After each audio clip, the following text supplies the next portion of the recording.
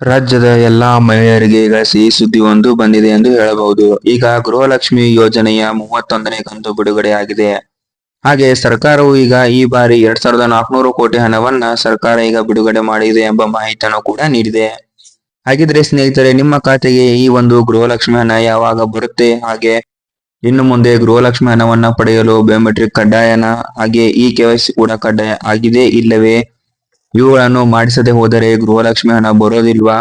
ಹಾಗಿದ್ರೆ ಸ್ನೇಹಿತರೆ, ಈಗ ಯಾರಿಗೆಲ್ಲ ಹಣ ಜಮಾ ಆಗುತ್ತದೆ, ಹಾಗೆ ಯಾರಿಗೆಲ್ಲ ಹಣ ಕ್ಯಾನ್ಸಲ್ ಆಗುತ್ತದೆ, ಮತ್ತು ಹಣ ಜಮಾ ಆಗಲು ಏನು ಮಾಡಬೇಕು, ಮತ್ತೆ ನಿಮ್ಮ ಖಾತೆಗೆ ಈ ಒಂದು ಗೃಹಲಕ್ಷ್ಮಿ ಹಣ ಜಮಾ ಆಗಿದೆ ಇಲ್ಲವೇ, ಹಾಗೂ ಜಮಾ ಆಗಿದ್ರೆ ಅದನ್ನು ಯಾವ ರೀತಿಯಾಗಿ ಚೆಕ್ ಮಾಡಿಕೊಳ್ಳಬೇಕು ಎಂಬುದರ ಬಗ್ಗೆ ಸಂಪೂರ್ಣವಾದ ಮಾಹಿತಿಯನ್ನು ಈಗ ಈ ಒಂದು ವಿಡಿಯೋದ ಮೂಲಕ ತಿಳಿದುಕೊಳ್ಳೋಣ ಬನ್ನಿ.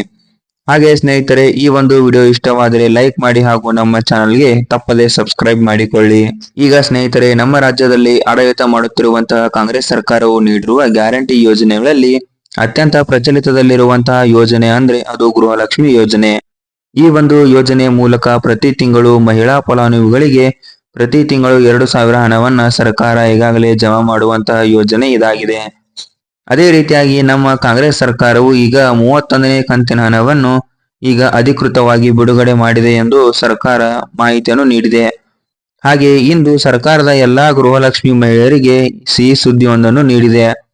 ಒಟ್ಟಾರೆಯಾಗಿ ಸರ್ಕಾರವು ಈಗ 2400 ಕೋಟಿ ಹಣವನ್ನ ಈಗ ಈ ಒಂದು ಯೋಜನೆ ಅಡಿಯಲ್ಲಿ ಬಿಡುಗಡೆ ಮಾಡಿದೆ. ಹಾಗೆ ಸರ್ಕಾರವು ಪ್ರತಿ ಕುಟುಂಬದ ಮಹಿಳೆಯರಿಗೆ 30 ಕಂತಿನ ಹಣ ಅಂದ್ರೆ 60,000 ಹಣವನ್ನ ಈಗಾಗಲೇ ಜಮಾ ಮಾಡಿದೆ.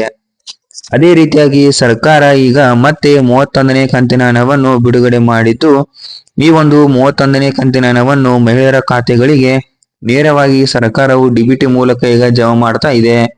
ಅದೇ ರೀತಿಯಾಗಿ ಸ್ನೇಹಿತರೆ, ಸರ್ಕಾರವು ಒಟ್ಟಾರೆಯಾಗಿ ಈ ಒಂದು ಯೋಜನೆಗೆ ಇದುವರೆಗೂ ಸುಮಾರು 74,000 ಕೋಟಿಗಿಂತ ಹೆಚ್ಚು ಹಣವನ್ನು ಈಗಾಗಲೇ ಜಮಾ ಮಾಡಿದೆ ಎಂಬ ಮಾಹಿತಿಯನ್ನು ಹಂಚಿಕೊಂಡಿದೆ. ಅದೇ ರೀತಿಯಾಗಿ ಸ್ನೇಹಿತರೆ, ಸರ್ಕಾರ ಈಗ ಈ ಒಂದು ಗೃಹಲಕ್ಷ್ಮಿ ಯೋಜನೆಯ ಮರುಪರಿಶೀಲನೆಯನ್ನು ಮಾಡ್ತಾ ಇದ್ದು, ಹಾಗೆ ಇನ್ನು ಮುಂದೆ ನಿಜವಾದ ಅರ್ಹ ಮಹಿಳೆಯರಿಗೆ ಮಾತ್ರ ಈ ಒಂದು ಗೃಹಲಕ್ಷ್ಮಿ ಯೋಜನೆ ಹಣ ಜಮಾ ಆಗಬೇಕು ಅನ್ನುವ ಸಲುವಾಗಿ ಸರ್ಕಾರ ಈಗ ಈ ಒಂದು ಪರಿಶೀಲನೆಯನ್ನ ಮಾಡ್ತಾ ಇದೆ.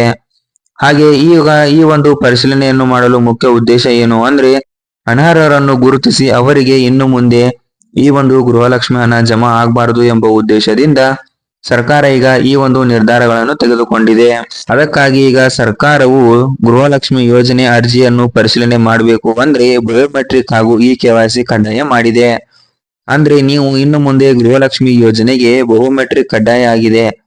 ಅದೇ ರೀತಿಯಾಗಿ ಸ್ನೇಹಿತರೆ, ಇನ್ನು ಮುಂದೆ ನೀವು ಈ ಒಂದು ಗೃಹಲಕ್ಷ್ಮಿ ಹಣವನ್ನು ಪಡೆದುಕೊಳ್ಳಬೇಕು ಅಂದ್ರೆ ನೀವು ಕಡ್ಡಾಯವಾಗಿ ಬಯೋಮೆಟ್ರಿಕ್ ಹಾಗೂ KYC ಅನ್ನು ಮಾಡಿಸಲೇಬೇಕು. ಆಗ ಮಾತ್ರ ಸ್ನೇಹಿತರೆ ನಿಮಗೆ ಈ ಒಂದು ಗೃಹಲಕ್ಷ್ಮಿ ಯೋಜನೆ ಹಣವನ್ನು ಜಮಾ ಮಾಡಲು ಸಾಧ್ಯವಾಗುತ್ತದೆ. ಒಂದು ವೇಳೆ ನೀವೇನಾದ್ರೂ ಇವುಗಳನ್ನು ಮಾಡಿಸದೆ ಹೋದರೆ ಆ ಒಂದು ಅಂದರೆ ಗೃಹಲಕ್ಷ್ಮಿ ಯೋಜನೆ ಹಣವು ನಿಮಗೆ ಕ್ಯಾನ್ಸಲ್ ಮಾಡಲಾಗುತ್ತದೆ ಎಂದು ಈಗ ಸರ್ಕಾರ ಆದೇಶವನ್ನ ಮಾಡಿದೆ. ಇವುಗಳಲ್ಲಿ ಮುಖ್ಯ ಉದ್ದೇಶ ಏನು ಅಂದ್ರೆ, ಅರ್ಹ ಫಲಾನುಭವಿಗಳಿಗೆ ಮಾತ್ರ ಈ ಒಂದು ಗೃಹಲಕ್ಷ್ಮಿ ಹಣ ಜಮಾ ಆಗಬೇಕು ಎಂಬ ಉದ್ದೇಶದಿಂದ ಸರ್ಕಾರ ಈಗ ಈ ಒಂದು ನಿಯಮಗಳನ್ನು ತೆಗೆದುಕೊಂಡಿದೆ. ಹಾಗೆ ಈ ಒಂದು ಬಯೋಮೆಟ್ರಿಕ್ ಮತ್ತು KYC ಅನ್ನು ನೀವು ಮಾಡಿಸಬೇಕು ಅಂದ್ರೆ ಈಗ ನೀವು ಅಲೆದಾಡುವ ಅವಶ್ಯಕತೆ ಇಲ್ಲ. ಸ್ನೇಹಿತರೆ, ನಿಮ್ಮ ಹತ್ತಿರ ಇರುವಂತಹ ಬೆಂಗಳೂರು 1, ಕರ್ನಾಟಕ 1, ಗ್ರಾಮ 1 ಇಲ್ಲವೇ ಆನ್ಲೈನ್ ಸೇವಾ ಕೇಂದ್ರಗಳಿಗೆ ಭೇಟಿಯನ್ನು ನೀಡಿ ಈ ಒಂದು ಕೆಲಸಗಳನ್ನು ನೀವು ಮಾಡಿಕೊಳ್ಳಬಹುದಾಗಿದೆ. ಹಾಗೆ ಈಗ ಈ ಒಂದು ಗೃಹಲಕ್ಷ್ಮಿ ಹಣವನ್ನ ಪಡೆಯುವವರು BPL ಹಾಗೂ APL ರೇಷನ್ ಕಾರ್ಡ್ಗಳನ್ನು ಹೊಂದಿದ್ದರೂ ಕೂಡ ನಡೆಯುತ್ತದೆ.